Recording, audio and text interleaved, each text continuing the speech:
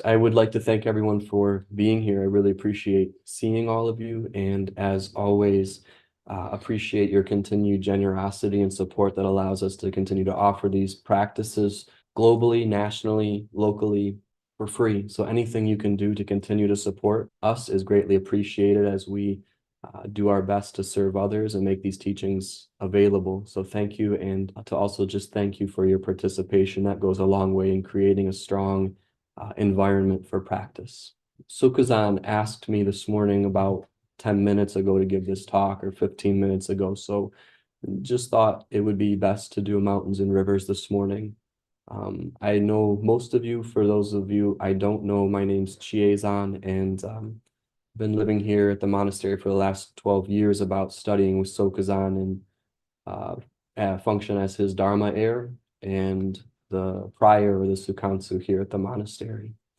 So with that, I would be happy to respond to any questions that are showing up.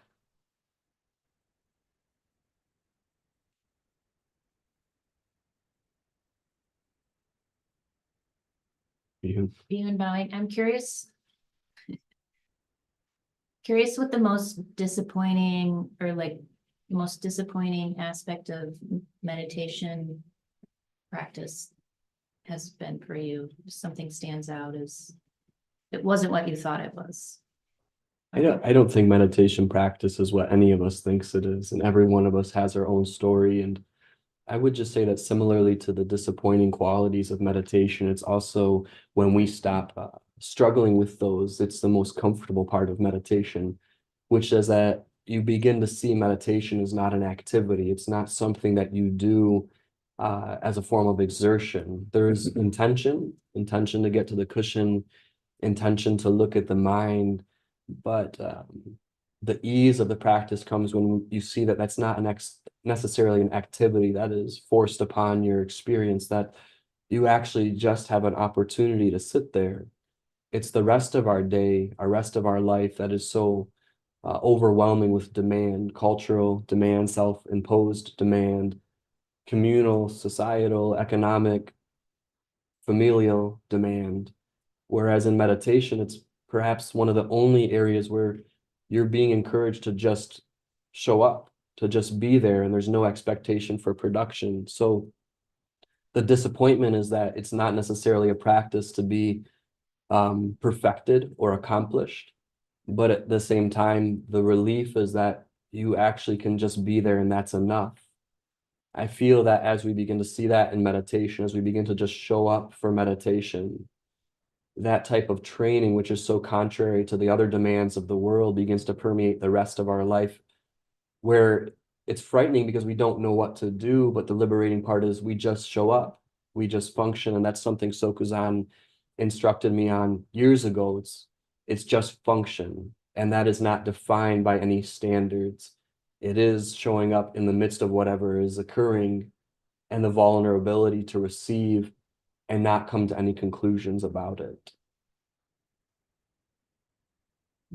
Beyond bowing, we call it our practice or a practice. What's practicing?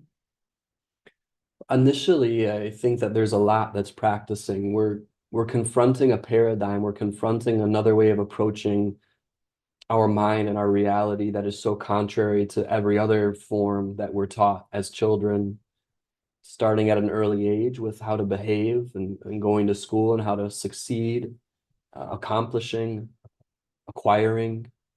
So there's a lot of practice in that we have to confront those expectations and see how impulsively we act out of them, that our relationship to the world is so conditioned that we don't even consider it or look at it.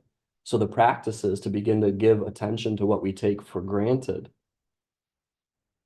I think what Sokuzan points us to, though, is that in the midst of that, there's no intention to get rid of.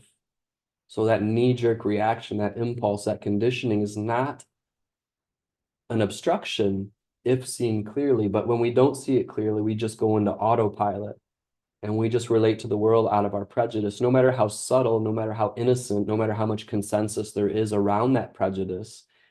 It's still a barrier between what is arising and the perception of what is arising. So the practice is return to that intention over and over again, but we don't need to look for that intention to return into a result. It's not like the conditioning flops into non-conditional, because then you've got another polarity. It's much more intimidating to the ego because of how spacious it is, that it really doesn't have any definitions. So the practice is just returning to the intention, return to look at whatever is showing up. I think particularly beginning to see how we take things for granted, or we just assume things. And when I say things, I just mean an assumption of how to function, an assumption of what is valuable, an assumption of what is good or bad or moral or just. That those all need a great deal of attention so that we function out of our insight and not our reaction to what is arising. Thank you. Further questions? Adriana.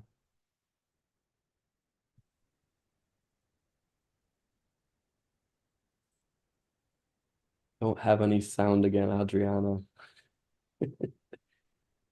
Apologize. If it's something that can pop up in the chat box, I'll be back. Very good. Other questions?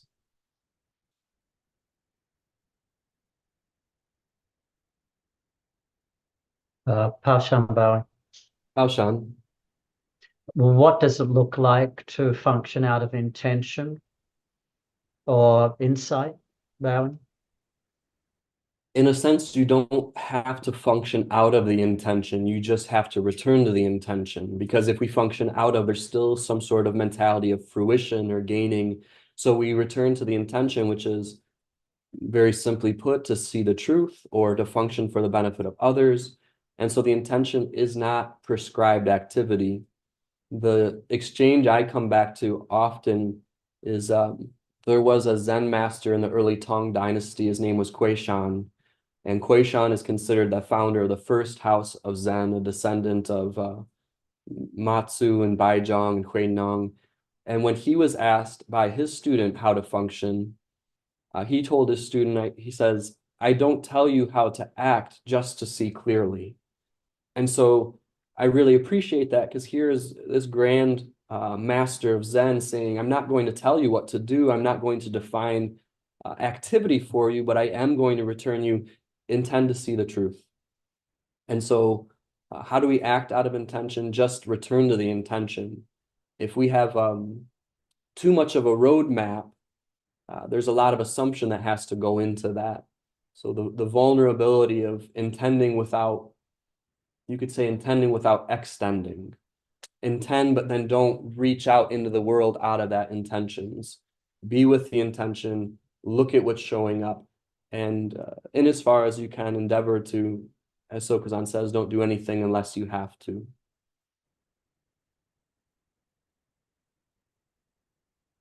Mozuku? Ozuku bowing. The teaching, don't do anything unless you have to, seems like it's one of the few consistent off the cushion recommendations that Sokuzan gives us. Is it important to also have an intention to see the truth off the cushion at some point? I think so. I think the intention, though, again, is not anything that's demanding you modify what you're doing. In a sense, don't do anything unless you have to, gives you the pause to look more closely. So it, to me, is directly tied into don't do anything unless you have to, intend to see the truth. Those are very closely tied. The way Sokuzan said it early on was hold your seat. He would often say to me, hold your seat. I was, not to be too autobiographical, but I was 23, 24 years old, and the only other residents were in their 40s and 50s, and he had put me as the Eno.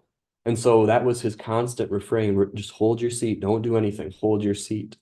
And again, it causes us or encourages us or invites us to pause long enough to look at the situation and see that we don't have to do anything. It's okay to just receive, even if it's negativity that we're receiving. Milka? Milka bowing. Is there ever enough meditation? And I'm thinking in terms of like daily practice when we're sitting, and how you know, we've got a schedule, but when is it enough?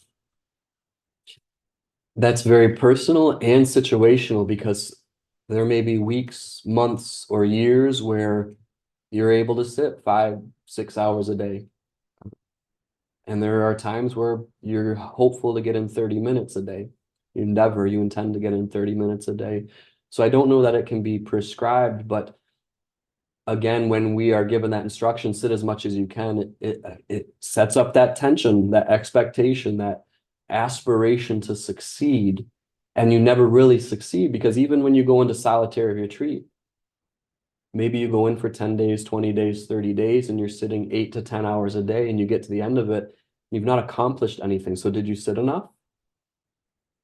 Or you go through a month where you're trying to just check in for 10 minutes a day with your form. You're just trying to bow to the altar, take refuge, and just sit down for 5 minutes before work.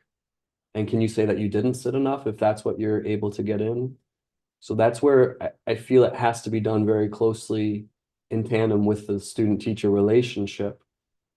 That it's not so much that there's a trade-off of hours of sitting and the result. And that's not to say that sitting is not incredibly important and we shouldn't endeavor to increase it, but it's also the container in which that happens that's so valuable. The dialogue, the interaction around the teacher, with the teacher around the sitting practice that helps us understand more deeply what it is we're even doing. And it's talked about in a lot of different ways. Sokuzan, and this is very situational. It's directly to the student and can't really be taken out of context. But he said to me that some people need to sit on the cushion for an hour or two before they can practice zazen for 10 minutes. And other people can sit down and immediately begin practicing zazen. That is just one way of speaking about it, and that's not something to be applied universally, but it helps you see how situationally the practice is related to. Yoga bowing, how much attention should we give to the container that we've set up? I think that that's a good question. Or are you talking about if we set up a container for our practice saying, I'm going to sit from 7 to 8 in the morning? I think we should give it as much attention as we can without it becoming aggressive. And what I mean by that is that if you set an intention to hold a form, I'm going to sit for 30 minutes before work. I'm going to sit for 2 hours before work. I'll sit an hour before bed. That we should endeavor to return to that every day or at whatever period we've set that up at. But we also don't want to become so aggressive with ourselves where we start to torture ourselves or begin to create an identity of an accomplishment.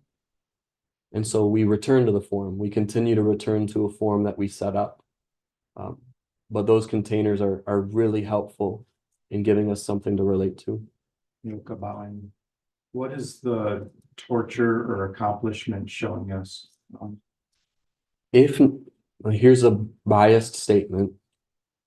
If not within the context of a container, Buddha, Dharma, Sangha, meditation, teacher, I think it's just torture.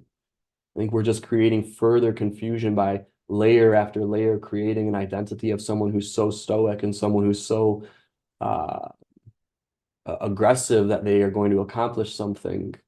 But that aggression for a lot of us is very natural. So within the context of a student-teacher relationship, we can begin to have some curiosity around what is that impulse? What is that reactivity? What is that drive to accomplish? And so I think that can just, again, show us aspects of the mind that we locked down on. I feel that without the reference point of a teacher, though, that's much more difficult to see. And in my subjective experience, that is because the impulse to grasp at what supports our existing ideas is so strong. We rarely look into the areas that we are challenged by, or we rarely look at them in such a way that we look deeply at them. Whereas the teacher, again, can create a type of disruption that helps us look at the neurotic tendencies in a way that doesn't get rid of the grasping, but helps us see more clearly the way in which the grasping is occurring. Thank you. Senshu. Senshu bowing. In the example we gave of a student needing to sit for an hour or two before before they might practice zazen for 10 minutes. What's the difference between just sitting and zazen, bowing? And I tried to maybe overly preamble that because that was such a situational exchange I had with Sokuzan, because even the person who may have to sit for an hour, 2 hours before they're actually just observing or looking at what this is, or whatever intention you might want to call it, that's completely appropriate. That can't be modified or interrupted or expedited. That's the precise ground in which they need to be functioning. So just contrasted, they're just contrasted. And I think that, again, maybe it wouldn't be a great area to go into because it was such a situational thing that he was pointing at with me. But again, I will endeavor to respond to questions around that if there are some.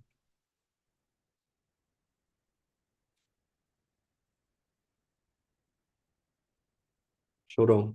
Shogo bowing with that example from the master about I don't tell you what to do, I just want you to see clearly. Sometimes the Sokuzan does just tell us what to do. Yes. Is that still about seeing clearly? Yes. Yes, if it's from the teacher, it's always intended about helping the student see more clearly.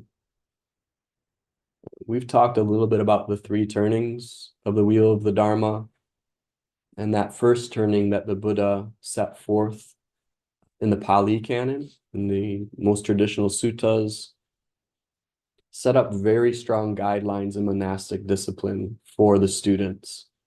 It provided the groundwork, and it's talked about sometimes that the second turning couldn't have been made widely available early on because the foundation of discipline had to be there before you can start to move into what they call the emptiness teachings. So there are times where the teacher may give you very clear and direct instruction on how they would like to see something done. But if you can relate to it as a teaching, it's all just showing you the mind. It's all just an invitation to look at the mind, whether it's just see clearly, or I'd like you to bow in this particular way, or I'd like you to conduct services in this particular way. Thank you. Yin Long. Yin Long bowing. Is there any difference between the intention to see clearly and the intention to be with all things? Fundamentally, I don't think so. I think they are both aspects of the path that are endeavoring to point at the same thing, which can't be, you could say, delineated. They're endeavoring us to look at a more, Sokuzan's been talking a little bit about primordial intelligence lately, and I think he described that as like a source that can't be defined. You know, there's not a source further back to then investigate that primordial intelligence. So endeavoring to see the truth or endeavoring to be with all things, I think, are rooted very similarly. They're just different ways of talking about it. The way I understand it is that the bodhisattva's ability to be with all things is not separate from their ability to see clearly. So it's, again, the co-arising of wisdom and skillful means that you can't necessarily just see clearly if it's at the expense of others. You also can't really serve others if you're not clear about what's occurring. So I would say that those are intimately connected. In Yin Long bowing, a lot of times there's an invisible third whenever there's a pair. So we can talk about hot and cold, and that would be temperature or something like that. So it seems like these are a pair of concepts. Is there some kind of third that works as an umbrella or underneath them that you could look at? Bowing? I really like that question. I could make something up. We could talk about realization encompassing both wisdom and compassion. The realization that there are no separate solid identities everywhere, and yet the inspiration to help invite others into that. Do you have one? If you come up with one, I'd be curious to hear if something shows up. Thank you. Navid bowing. Yes, Navid. How can we find our true self not knowing clearly what we're looking for? Bowing. That's the most perfect and beautiful place to start.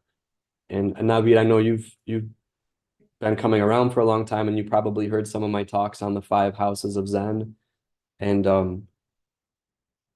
I just feel really inspired by those early classical Tang Dynasty Zen masters. And the one that reminds me of is Tongshan Lianji, who is kind of the founder of our lineage of Dong and Soto Zen. And his teacher said to him, not knowing is most intimate.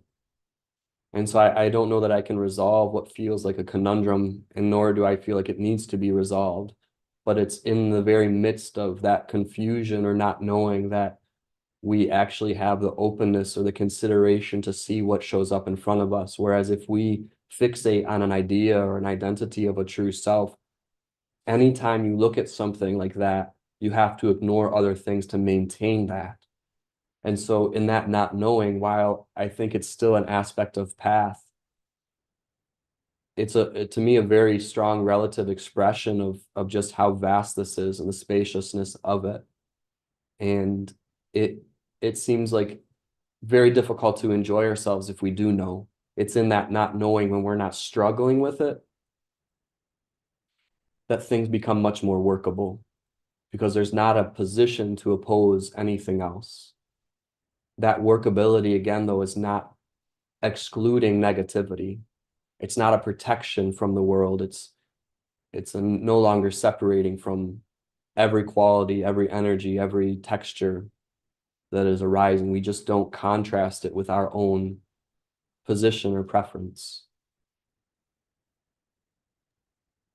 Thank you. Thank you, Navid. Myoka? Milk bowing. That question that Yin Long brought up, it's got me curious. Can there be, in that realization, or however that shows up, can that area be too open? That type of gradient seems to only arise from a position that gives the contrast to say too open, not open enough. We are not looking for a quality or a texture. We are looking at an intention. So even the idea of openness or not knowing is an intention. It's not a location which we enter into. The relative experience of not knowing, though, is strong. I think that you've been giving talks for a year now, year and a half, something like that. I imagine that there's some of that experience arising when you're giving talks. There's kind of an openness or a fear. It may show up as fear or insecurity. I don't know for you. For me, that's some of the ways in which it shows up. And that's not a quality I create. It's a quality or something along those lines that Sokuzan reminds me of, not to abandon.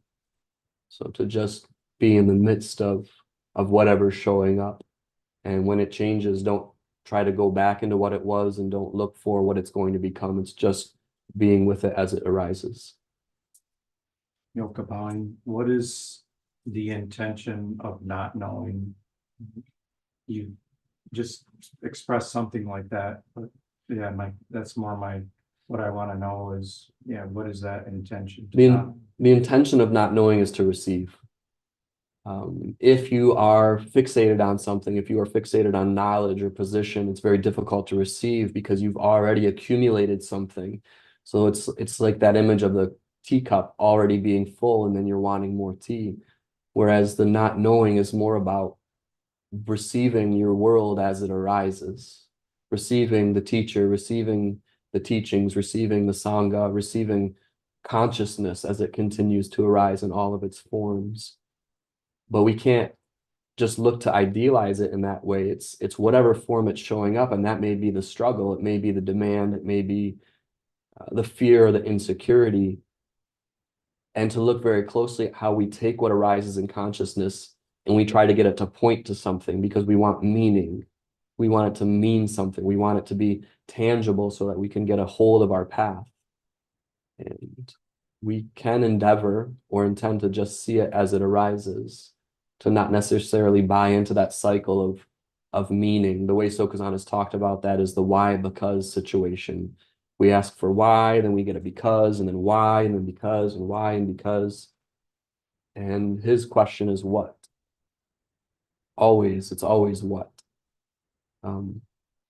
And always what can also sometimes be why or how. Thank you.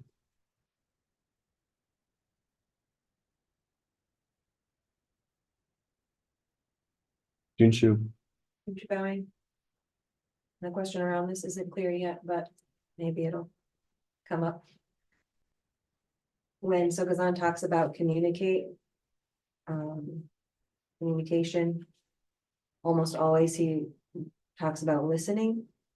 But it seems like in the context of being a resident here, anytime communication is brought up, it's about sharing where you're at or why you're late or any of that kind of production.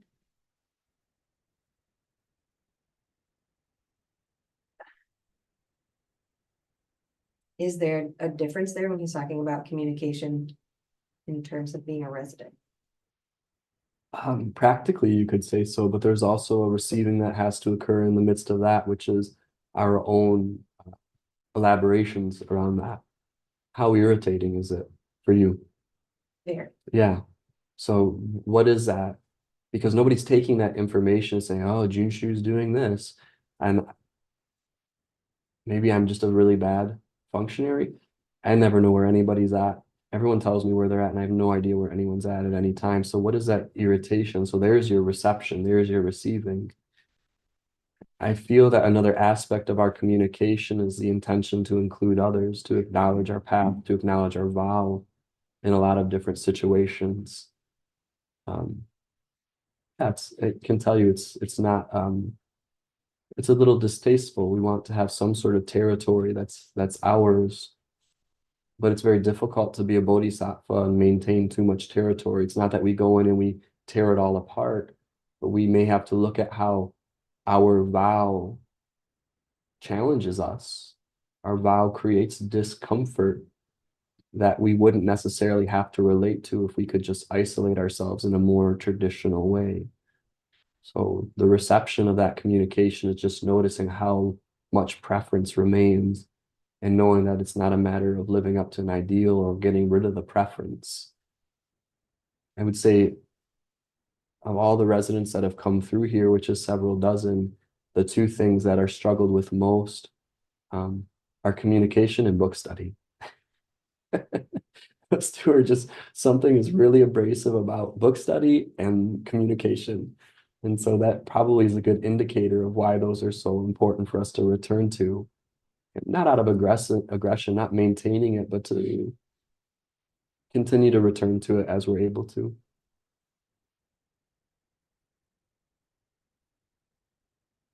Bowing now that I don't have to do that since I don't technically live here anymore.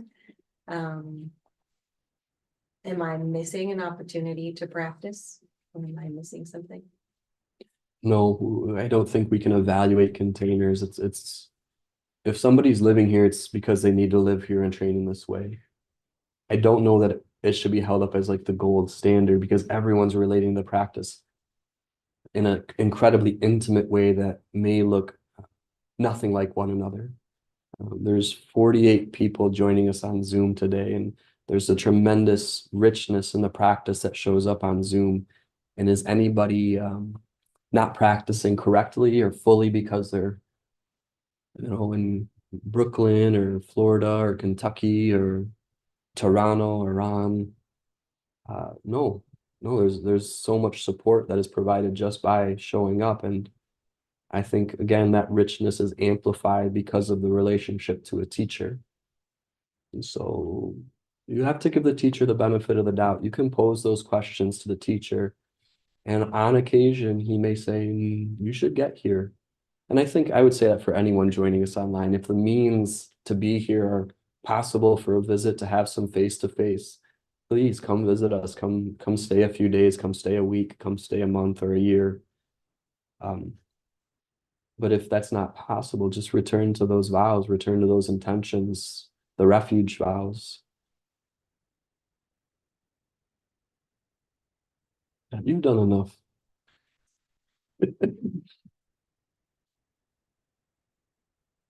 Soto, taking off the glasses, my bad. Further questions? Go ahead, Jishin. Dishin bowing. What is being in not knowing and not want or demand to know? Bowing. It's as simply as possible to just see the demand to know. I think that that's part of why we may have to be reminded of that it's not about living up to something, and that's why there's never, I think Sokuzan had me give my first talk maybe a year into being here, and that was actually, he had open heart surgery within the first 6 months of me being here, and so he had me give a very unqualified Dharma talk. I'm still giving unqualified Dharma talks. But there's never been a time where I don't return to him after talk and say, can you give me some feedback? Is there anything you noticed? Is there any things I can look more closely at? So just notice the desire to know. And when the opportunity arises, which I know it does for you for Dokusan, ask for that feedback. A lot of the feedback he's had for me is the way I flail my arms sometimes. I had this mudra I still do it a little bit. I don't know what it is. It's just this very weird, I don't know what, it's like a yo-yo. I've said that before. Or the way in which I enunciate occasionally. Rarely does he have anything to say about the content of my talk. And as far as I understand, rarely does he interfere with the content of any of his students' talks, but just returns us to our intention. Thank you.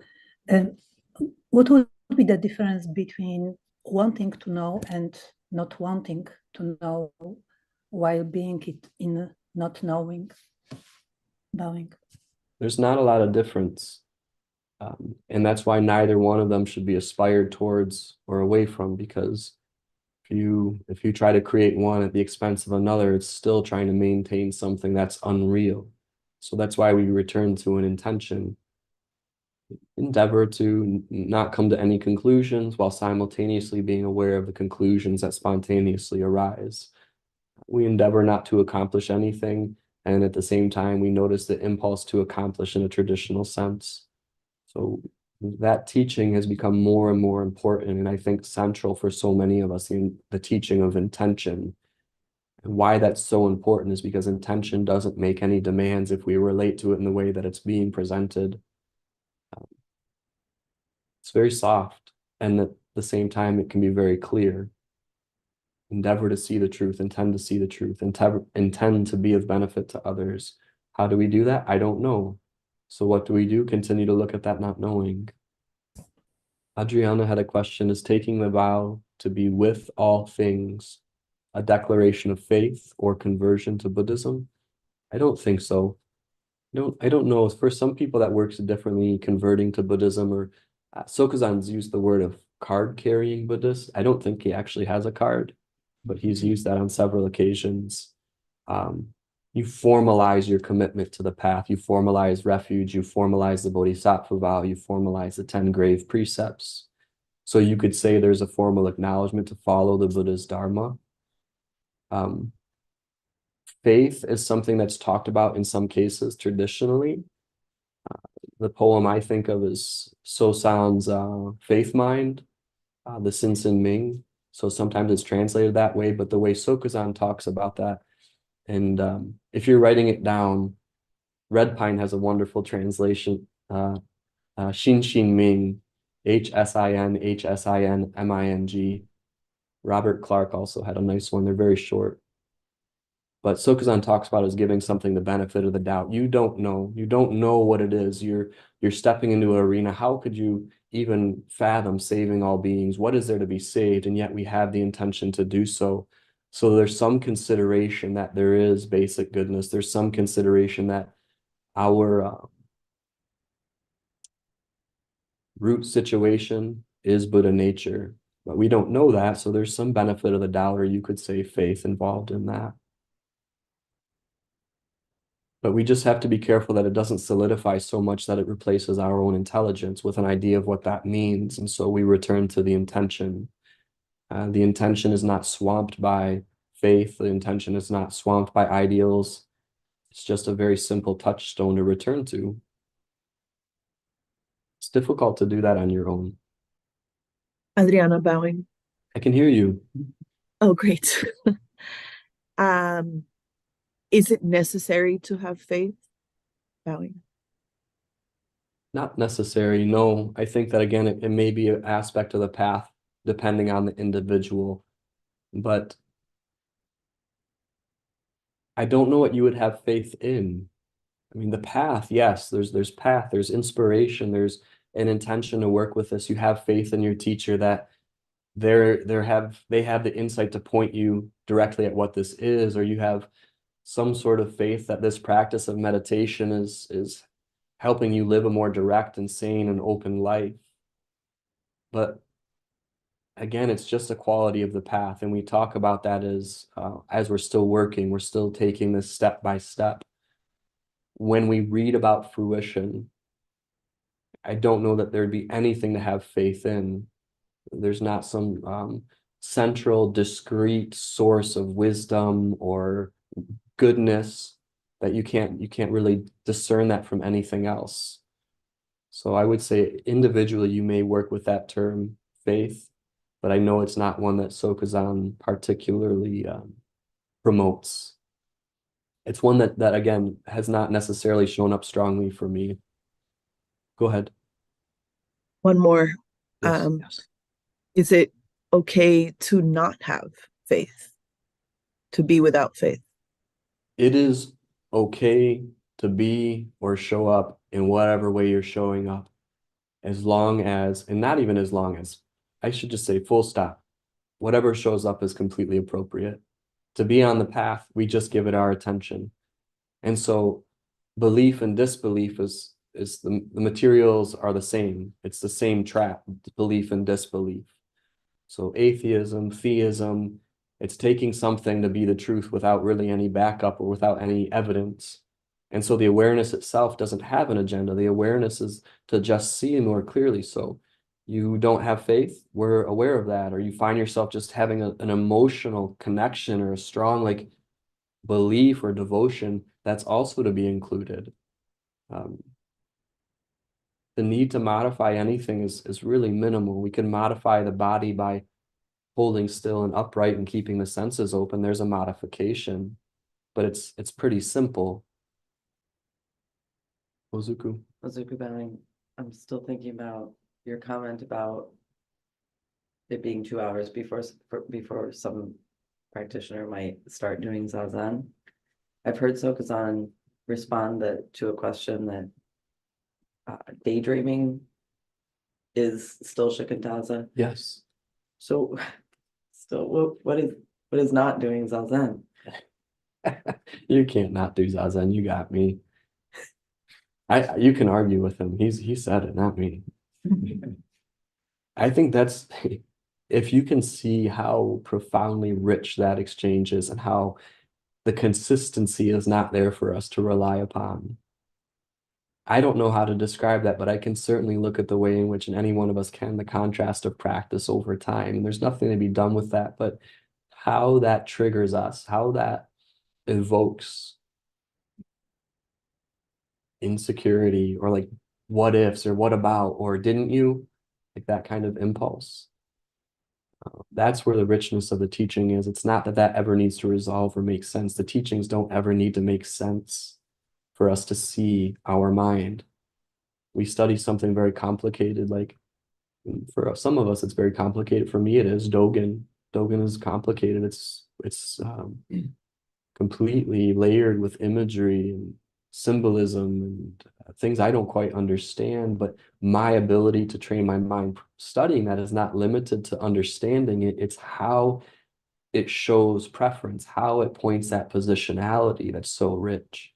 Sokuzan's teachings do that all the time, because while some things are so consistent, there are times where you have no idea what he's talking about or where he's coming from. And that desire, that impulse to understand it kind of blows the humor out of the water and we become very urgent or frantic about it. So I don't have a resolution for that. I just, at the moment when he said that to me, I really appreciated that. It also encouraged me at the time to just sit down for 5 minutes if that's all I could get. And I think that's where, this was a long time ago, I think some of the conversation was coming out of, I felt like if I couldn't sit for an hour or two, that I probably shouldn't sit. And he was saying, no, if you can sit down for 5 minutes or 10 minutes, do that. Thank you. Bowing. Yes. I jumped on late. I did not hear the question, but the answer you mentioned was something like accumulated knowledge we have could block the way we see things clearly. Are you referring to the fixed mind? To fixation? Yes. Yes. Yes, I am. So if I want to ask, even though you answered the fixed mind, but how can we skillfully use our intelligence, the learning that we have been accumulated on this path? Sorry. I think that we can use what we've learned to look more closely at what is occurring, that some of those concepts, and it's going to be individual. Some people really resonate with the five skandhas: form, feeling, perception, concept, and consciousness. Then you can look at any compounded phenomena, anything that shows up as discrete, and you could reflect on what does it mean for that to be form, feeling, perception, concept, and consciousness. Or a really simple one would be the three poisons, to just reflect on the way in which passion, aggression, and ignorance shows up. So we're not doing away with conceptual knowledge, but we also don't want to replace our experience with a concept. So we use the concepts to look. We use the concepts as a way to look more closely, not as a way to substitute experience. And that's something that I think the Sangha helps us do. And that's something, if you go through the teachings, they do by kind of yanking things out from underneath you. And the teacher certainly does that. May give you something to study and then may flip it on its head for you. Thank you, Bowing. Thank you. Are there any other questions this morning? Adriana, Oh, go sorry. ahead, Adriana. Thank you, Adriana Bowing. I was thinking about Soku-san going into surgery. Yes. Because I have a surgery scheduled coming up soon on the 19th for my knee to repair a ligament. And I'm a little bit scared. So I was going to talk to him about that fear. So I wondered if you could say anything about that. Just about the fear. Sure. I would say you should talk to him. I feel Soku-san was planning to give this talk from his hospital bed today. Yeah. And I feel that one of the only reasons he may not have is just that the influx of nurses coming and going and people checking his vitals. So his inspiration to respond to questions has, I've never seen it diminish. So that would be my starting point. The second thing I would say is seeing if you can't look at the fear as texture, that there's flashing into the texture of what is that. So oftentimes there's the elaboration of the consequences of our fear, or who is it that's afraid? But the foundation again comes back to the sitting practice of meditation, just sitting down and being with whatever arises. Now you may sit down and the fear may vanish, which is interesting. You don't need to crank up the fear to work with it, because what we're working with doesn't discriminate the content. So if you sit down to meditate and you find that it feels really good, just do that. Just feel that. That's the awareness. And you get off the cushion and all of a sudden the fear skyrockets and explodes. Then we endeavor to receive it in that context. But I've always appreciated that encouragement from Soku-san, is that you don't need to antagonize anything into your practice, that what is being trained does not need the specific material to see it clearly. That if we're training the awareness to see clearly, that has nothing to do with the content that it's seeing, it's just the awareness itself. So perhaps that's helpful, perhaps not, but yeah, I would reach out and see if, you could get 5 or 10 minutes to talk to Sokuzan, and I know you feel a strong connection to him. Any other questions this morning? Shoto? Shoto bowing. How does the student-teacher relationship show up with, like, I'm thinking of you, you're not my formal teacher, but you are a teacher. What is this student-teacher relationship? It's probably simpler. It's functional, that you consider what I have to say. And the other thing about when I teach that I think has been helpful in talking to Sokuzan with is that the value in me sitting up here has nothing to do with what I'm communicating. That for some people, it may just be the opportunity to see the tremendous irritation that I am not their teacher, or that I am not qualified to give this talk, whatever the elaboration is. We don't acknowledge that opportunity to see positionality. We get in a routine. Whereas the intimacy that you share with Sokuzan is a heart connection. And there's no replacing that. You can't just substitute teacher for teacher. That's not how that works. Although you may go to somebody, you may go to a bhikkhu and say, I want to learn about the Vinaya. So information, or you may go to, any number of scholars, Bill Waldron, and say, I'd really like to know more about the evolution of the 8 consciousnesses. And he could tell you about that. But that heart connection is pretty important and so personal, and shows up very differently. So there's no real replacing that. But the form is the power here. The form of returning, considering, and just noticing what arises. All of our forms provide that opportunity to just notice what arises in the mind, the fixation, the passion, aggression, the ignorance. Shoto bowing. So it's not a shortcoming if we can't have a heart connection with you, or I don't have a heart. Yeah, it'd be hard to have a heart connection with me. No, it's not a shortcoming at all. And that's why I think sometimes it's good that it is a disruption from routine. It helps us look at that. Just like when we have somebody else come and teach here, you have somebody introducing a brand new vocabulary around the Dharma, and we get so caught up on how the Dharma is presented. We don't see the essence of what is being presented. So we had a wonderful talk a few months ago from Nenzan, who's a guiding teacher at SokukoJi. And I thought that was just wonderful to hear another way in which people are working with the Dharma that's presented in a way that's very different from the way we're used to presenting it. And Sokuzan has given me that encouragement too, is don't try to do what he's doing. And I'm grateful for that, because I've never met anyone that could do what Sokuzan's doing. So we do what we're doing. We see what we see.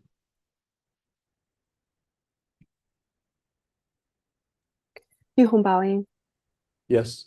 On Friday, we discussed impulse and primordial intelligence, and we also talk about the choicelessness.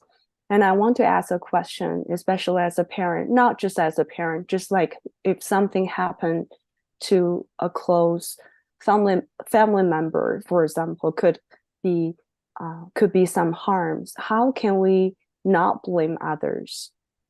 Fine. You may have to. Again, we can't set up the standard of you can never do this and you're a bad person for doing it.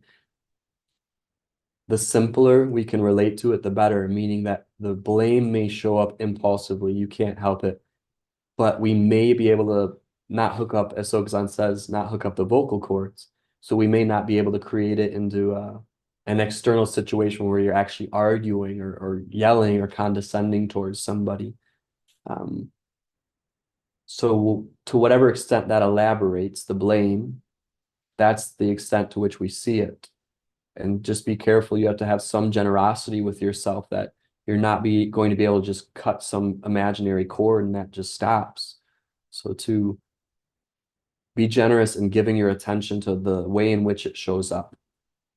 Blame is very conditioned, and so it's pretty strong. So we just look at it. Yihong bowing. When you mentioned that, for somehow in the process, even though there's a less production or outflow, when I'm able to observe more, I feel like there's still a sense of tolerance. I'm tolerating people's their behaviors or whatever. So that really somehow just is, I cannot tolerate, I feel like, anymore. But anyway, I just feel like there's a sense of tolerance there. If you could have some comments, that would be wonderful. Thank you, Bobby. They're the ones that you've heard over and over, that the way in which it's showing up is the way in which you need to see it. If you feel like you're losing patience or you can't tolerate something anymore, then endeavor to see it in that form. If you feel like you're just tolerating it, but be careful the way in which we repeat stories. The language is important, and that's something that we hear Sokuzan talk about, the way in which we label things, or we retell and retell and retell and retell a story. I can't do this, I can't tolerate it, I can't do this, or just keep tolerating it, just keep tolerating it. I really like the idea of going into texture, that when we sit down, all of those experiences, most of them seem to have a visceral quality where you actually can feel the constriction in the body, or the fluttering in the stomach, or the tightness in the shoulder. So you can flash into some of those textures, which are, you could say, a little bit below the storyline without getting rid of the storyline. So if it's showing up, as Sokuzan has said, if it's showing up, it has a right to be there. That's your bodhisattva vow. It's not pleasant. It's a lot easier if someone could just prescribe antidotes for all of this. To me, if there is an antidote, it is the seeing clearly, which is what we return to. It is the awareness itself. It's not the production of any particular enlightened activity. That's very helpful, Bobby. Thank you. Is there a final question this morning, this afternoon now? Yoon? Yun Bowing, is it necessary to have a living guru throughout our life? No, I don't think so. I think most, well, Sokuzan's an example. He's talked about how it was after Kobun passed that he saw who Kobun was, or saw what that was. I think that if we can return to those teachings, which to me have been firmly embedded, for most of us, I'm not saying we have profound clarity around practice, but we're pretty clear about practice. We know how to sit down, we know how to return to that intention, and we are going to intend to do that for the rest of our lives, whether anything arises out of it or not. And so in that sense, I don't think we have to go searching. And he's also said, maybe you do, maybe if you do, you won't be able to help it. It's like, maybe he didn't need another teacher other than Trungpa Rinpoche, but he collided with Kobun Chino Roshi, and there was no choice. It wasn't a searching. So just noticing the insecurity around, what if I don't have enough? No, you have enough. You have everything. One teaching, one talk, there's the totality of it. Reading through the meditation primer, just read one of those the rest of your life. I think it's there. I feel grateful. There's a lot of material we can return to, and we can return to the Sangha as well. So we can close. Before we do, for those of you that joined late, I just wanted to again say that Sokuzan is okay. He is at Bronson Borges Hospital in Kalamazoo. He's going to be going in for a heart cath tomorrow morning, so he's going to be overnight. And I do feel like it would be appropriate or helpful maybe to offer a supplication for Sokuzan's long life to end our practice today before the dedication of merit. So let's do that. Can do it from right here. Namo to Kobun Chino Roshi in the Soto Zen lineage, Chogyam Trungpa Rinpoche in the Karma Kagyu lineage, the Order of Immediate Light, Queen Sri Mala and the Mothers of Wisdom, all Buddhas and Bodhisattvas, ancestors and heirs, and the masters of the three times.